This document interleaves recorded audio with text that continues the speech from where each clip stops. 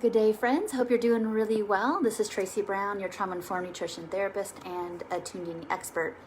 And this is week 3 of our 4-part series on getting needs met and how that kind of, I don't know what the right word is, but basically there's this intersection about how we get our needs met, about our attachment systems, and how these can become barriers to doing what we know we need to do. And if anybody watches me regularly, they know that one of my missions to even doing these teaching videos, these coaching videos, is to help people understand that we can cognitively understand something, that our bodies have certain food needs, have certain needs for rest, for play, for connection, for cake, for broccoli. We can kind of know something in our head, like what we need to do, but we can't act on it. And so what I feel is really put out there in the world, and what we don't understand enough about is like what thwarts our action, and we need to understand that basically we can have this discrepancy between what some of us knows and values and goals and what we want to do, and other parts of us that feel like that's a threat. So we are here in these videos talking about what feels like too much, what's not enough, where are the threats, what sabotages us, and to understand a little bit more fully what we're struggling with. If we understand what we're struggling with, we often will have a much easier time than providing maybe the tools we need to take appropriate action. All right, so in the first video, we talked a lot about slowing down and yielding, and we have 1,000 reasons why we don't yield, sometimes in our personal histories as well as our culture. Again, if you haven't watched those videos, go back to the second week in January. You'll find those either here and on Facebook, go to YouTube, about yielding, slowing down. Last week we talked about clarity. Why don't I have clarity about my hunger and fullness? How do I get to my clarity about my hunger and fullness and my needs? What stops me, and how do I get there? We talked about that last week. So today we're going to talk about reach, which is basically a response, right? So really simply, and it's going to look 2 different ways. If you have the ability to slow down, you can get clarity about, let's say, how many carbs to put at your breakfast to know what would satisfy you. You'll have clarity about your fullness, and like when you're eating your meal, those last couple bites that like, okay, that's enough. And when you can't do that, we're having you have your food on your plate, that's the clarity. The reach is basically, getting the food to the table, and in the amount, or mostly the amount you feel like you need, and being able to take action on that. So let's talk about the barriers to basically knowing how much to put on the plate. All right. Some of the barriers, and this is going to start to feel really deep and really existential, but we got to go there, is that we will often decide that we have to make decisions when we're young. And when I say young, let's say 25 and younger.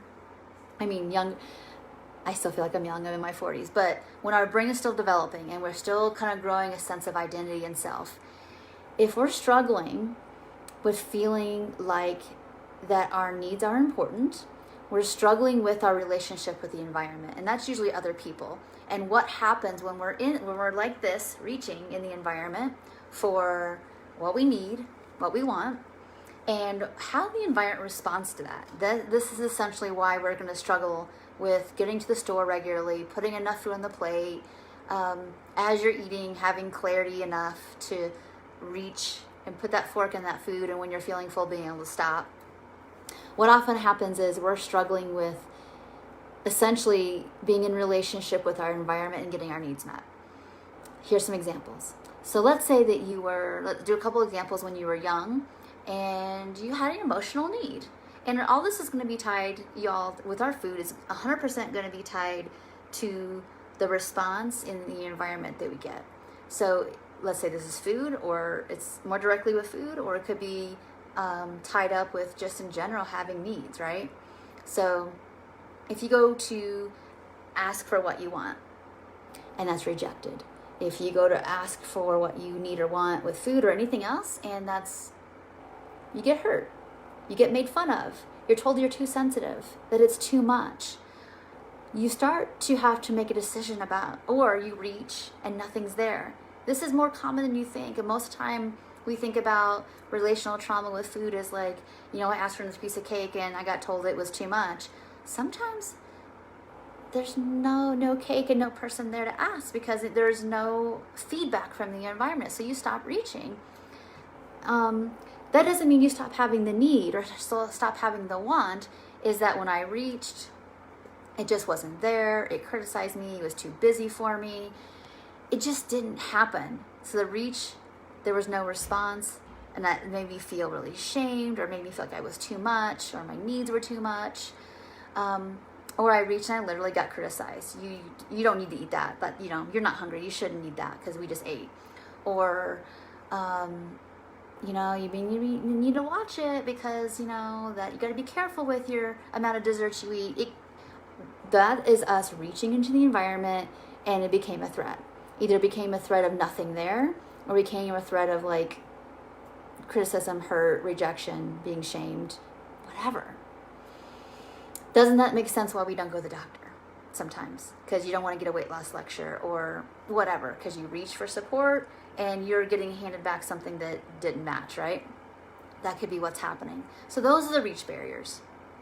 And I would like for everybody, as you're watching this, whether live or on the replay, to really think about the times you've asked for what you wanted and what you needed. What happened? What was like the typical? I'm not saying like sometimes it was good, sometimes it wasn't, but really get clear, like, was it predictable? Were you uncertain what was going to happen? Were you unsure? Or were you pretty sure what was going to happen and it just pretty much always happened that way? Or did you get to the place where you just stopped reaching? I'm just not going to have needs because what's the point? I'm going to get disappointed. They can't handle it. So, I'll figure it out myself. Those are reach barriers. Doesn't that make sense? Why then we get disembodied from our needs and are so shocked when we go to eat at the amount we need to feel satisfied. It feels like something's wrong because we're so used to getting by with less. So that's a more restrictive way this cookie crumbles. For some people, we're overreaching because there's a part of us that's like, it's not going to settle. It's like, I am not going to be okay with this to not get my needs met. So we'll reach in the environment and maybe we don't really know exactly what we need, but we're not going to not fill this hole. It's too painful. It's too excruciating. And that's where we're going to see like the graze eating, the emotional eating, the binge eating. And because we just don't know exactly what we need, but we know we have a need and we got to figure out how to do it. And that ache is really strong in there. So instead of collapsing, this strategy is going to be just kind of relentless about filling it somehow, even if it's not the right fit. Even if it's the wrong gas for this tank, I'm going to put it in there anyway because the absence is too painful. And that's really common too, but it's a reach on things that don't match the need. And we could be struggling there. Again, that's a clarity issue as well. So I want everyone to just take it, again, if you're watching live, watching the replay, take a second to get some clarity. Like, yeah, I kind of do that. Like, I'll just take in whatever. I really didn't want to see that movie, but, this person wanted to go with me, so it's better than nothing. But it still might not feel satisfying. So we know that we reached for the thing that was basically better than nothing. And how does that look like with your food? We might take in foods that we don't like. We might be taking foods in that we're bored with. We might not even know how, again, to slow down to reach for what we need. So this is really common when people don't go to the grocery store, or they'll buy food but they don't cook it, or they'll tell me, like, I don't really know what a meal's supposed to like be composed of, so I just don't bother. You'll hear those kind of things. And that tells us that we need to spend a lot more time going through this cycle again, slowing down, getting clarity. We might, again, if you don't know what all these are talking about, please go back to the last 2 weeks of videos. And we talk really in depth, and I do some summaries again at the end of the week about how to practice this. So every video is going to come along with a summary and prompts throughout the week. So essentially you're getting a lot of instruction about how to do this deeper work. And again, this is not a substitute for individual work. Most people need to do this work in session because you just have something more to hold on to. We can start and stop and review things easier, but I didn't want to withhold this information. So I think it's really important to recognize, if you're struggling, that it's not because you don't have enough intellectual knowledge, it's not because you don't have enough willpower, is that we're missing some of the steps that are nuanced and small and based in relationship to be able to take action on the cognitive stuff we know. Okay? So if anyone has any questions that are watching live, please put them in the comments below. I'm happy to answer those.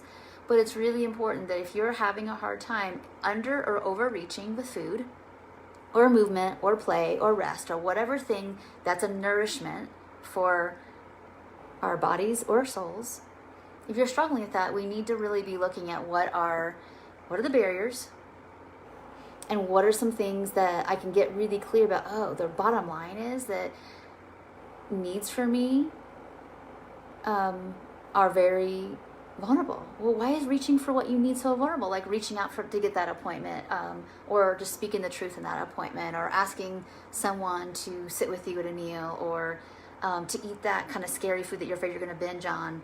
What makes that so hard in the reach? Oh, when I reached in the past, XYZ happened. Either nothing was there, it wasn't what I needed, or it was just harmful. And so what would you need in now time to feel that there's something safe for you here so you can have an appropriate reach? That's what we're trying to work on this week. Thank you so much for watching. Please share this video with those that I think they need to hear this. They know everything they need to know, but the action isn't there. These videos are for people who are ready and hungry and desperate for steps for action. All right, so if you know somebody like that, please share that video as well. Thank you so much for watching, and I will see you in the rest of the prompts this week and in next week's video. Bye for now.